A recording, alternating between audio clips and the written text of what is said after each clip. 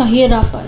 Ang paniwala ng kahirapan ay ang kawalan ng kakayahan ng isang tao o maraming tao upang matugunan ang kanilang pangunahing pangangailangan. Ito ay isang mababang pamantayan ng pamumuhay dahil sa mga kakulangan sa material sa isang bilang o klase ng mga tao kung iahambing sa umiiral na pamantayan ng pamumuhay sa nakapaligid na pamayanan. Matapos manawaan ang paniwala ng kahirapan, kailangan din natin malaman kung ano ang pinakakaraniwang sanhi ng rate ng paglago ng populasyon.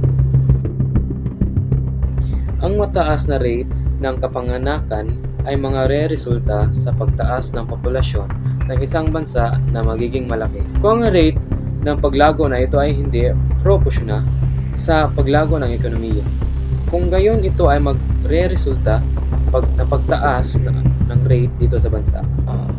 Ikatlo, mababang antas ng edukasyon.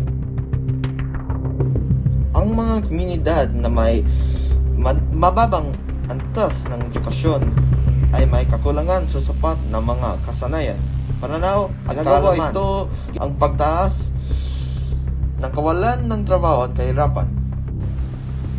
Ika-apat, maglikas na kalamidad. Ang magalikas na sakuna ay sanhi na kahirapan na hindi maiwasan dahil nagmula sa kalikasan. Ang mga likas na sakuna tulad ng tsunami, pagbaha, pagguho ng lupa, at iba pa ay nagdudulot ng pinsala sa infrastruktura pati na rin sa psikolohikal. Ang mga pangunahing natural na sakuna ay maaaring maging sanhi ng mga tao na nakaranas ng kahirapan dahil sa pagkawala ng mga pag-aari. Palawa, mataas na rate ng walang trabaho.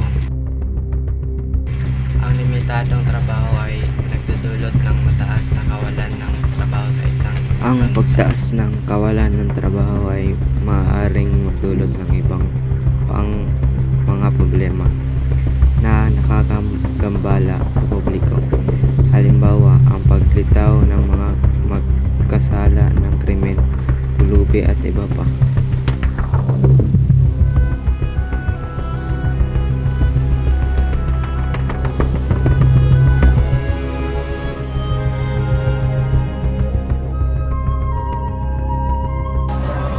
Epekto ng kahirapan. Sa pangkalahatan, ang kahirapan ay magkakaroon ng negatibong epekto sa lipunan. Ang mga sumusunod ay ilan sa mga epekto ng kahirapan na madalas nangyari. Tumaas na krimen. Ang kahirapan ay madalas na nauugnay hindi lang walang dahilan ng dahilang mahirap ay may posibilidad na gumawa ng anumang bagay upang matugunan ang mga pangangailangan ng kanilang buhay. Kabilang paggawa ng krimen, ang ilang mga uri ng krimen ay pagnanakaw, pagmamakaawa, pandaraya, at pagpatay pa rin. Kalawa, mataas na rate ng kamatayan. Ang mga komunidad na nakatira sa ilalim ng linya ng kahirapan sa pangkalahatan ay walang akses sa sapat na kalusugan. Dudulot ito ng mataas na rate ng namamatay sa mahihirap.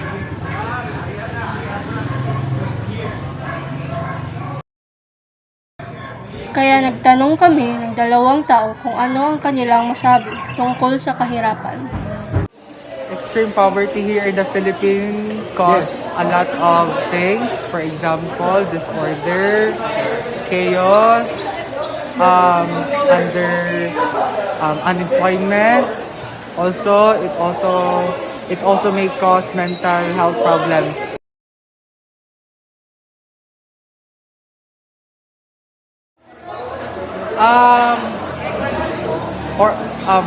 For us to solve extreme poverty, let's start educating ourselves by finishing school, by joining literacy programs. Also, we have to finish our study. Also, we have to do business. Una, sisimulan ko siya sa sarili ko para maka-influence ng iba. Kunyari, working hard, ganyan-ganyan, tapos tumulong ka sa parents mo. Start natin sa pagpili ng tamang iluluklok sa posisyon. Kasi, nagsa-start naman yung poverty, connected siya sa politics. Kasi corruption. Kailangan long-term opportunity. So, the main thing na kailangan ibigay sa mga taong mahihirap or yung mga taong gusto nilang umangat yung sarili nila is education. When you don't have money, you don't have control over your life. I have to prioritize a lot. I can't just plan a normal day. I can't even plan to definitely meet somebody in a week's time because I might have no money left by then. Mahirap ang maging mahirap. Ang pagnanais ng tao na makaahon siya sa kahirapan ay makakamtan lamang sa pamamagitan ng sipag at tiyaga, at hindi sa pagiging palaasa o di kaya sa gobyerno. Maaaring nandyan sila upang tayo ay tulungan.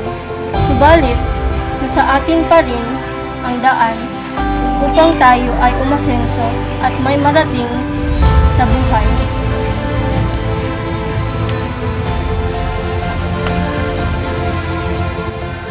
Sa panahon ng ating kabataan, dapat simulan ang pagiging masipag at responsable mula sa pag-aaral, pagtrabaho, pagkakaroon ng sariling pamilya hanggang sa pagtanda. Dapat ito gawin na may kaukulang disiplina at paghahanda upang matupad ang bawat pangarap na hinahangad makamtan.